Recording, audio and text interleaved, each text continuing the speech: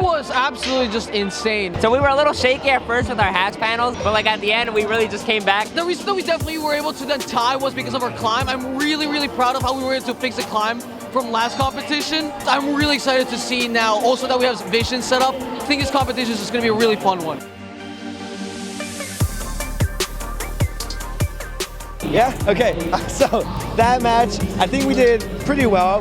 We had a couple game pieces surprisingly get stuck in us. More than one game piece in a match to get stuck in us is pretty unheard of. We were so close to filling a rocket, and I know that we can do it, and I have so much faith that we can do it. So we just got out of qualifier match 45. Towards the beginning of the match, we were having some sort of issue with our hatch intake. So we spent maybe the first like 30 seconds or so of the match trying to get a hatch from the human player. So that wasn't good. We eventually were able to get one, so I think the intake is working okay now. But I think it was a major like hit to the amount of points we were able to get during that match. Team 303 would like to invite Team 341. On behalf of Team 341, we would love to sauce it up with you guys. We made it to eliminations. Basically, our robot doesn't seem to have any big issues right now because it seemed that like after every few matches, our robot just like combusted. So that wasn't fun, but our robot's doing really well right now. So our first quarterfinal match, it was pretty good.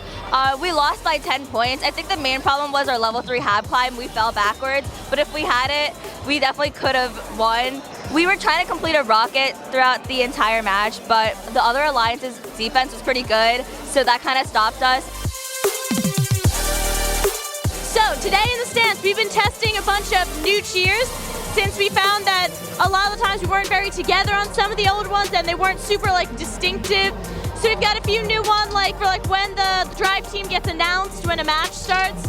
And in general, I think that the team's really taking to it. And I think that we have a lot more spirit at this event than we did at Seneca last week.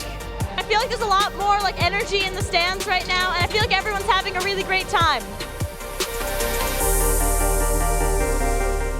The pit crew and the PR crew just talked to the robot judges, and then prior to that we talked to the business plan and outreach and all those judges, and they both went spectacularly. The robot judging has improved a lot since Westtown especially. We've kind of tried to develop like a better plan for PR, and I think it's been working pretty well. There's still some kinks to work out before Worlds, but I think what we've done today is enough to warrant us an award, and we'll see if that actually happens, and I'm pretty excited.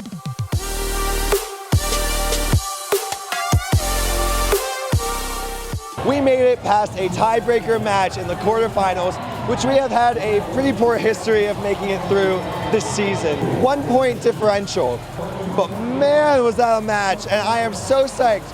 Angelo here, his life may be a little too long-lived by this point. More gnomes will have to die in the process, but we're gonna show up at Worlds. We're gonna show up.